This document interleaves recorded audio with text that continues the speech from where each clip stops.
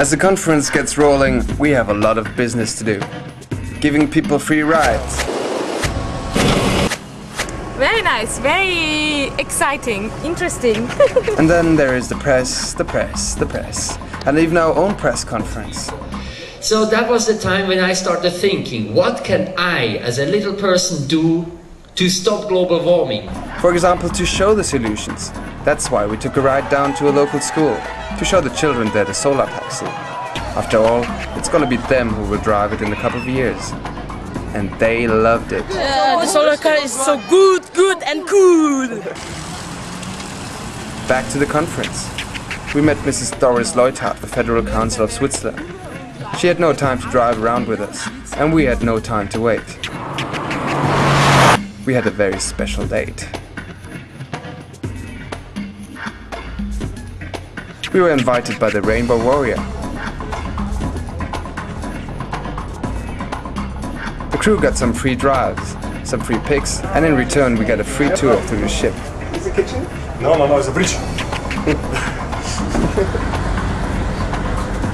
Here we have an office, so a few computers.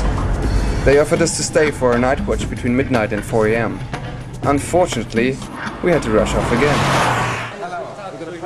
This time we met the guy who actually invited the Solartaxi to Bali, Mr. Achim Steiner. He's the executive director of the UNEP. That makes him the environmental minister of the world. Mr. Steiner, what is the most important requirement for a post-Kyoto agreement? I think the simple departure point has to be what the IPCC gave us, and that was a very clear set of indicators of what kind of reduction in CO2 emissions we have to achieve on the planet. We now know that global warming is taking place. We know how much carbon we must take out of the atmosphere in order to reverse it. And therefore, the only thing that is left to do is to find a fair and equitable approach between the different nations on our planet to reach that target. To try and undermine that target, to argue against that target, would be misleading. The target is clear. The way to get there is what is left to negotiate.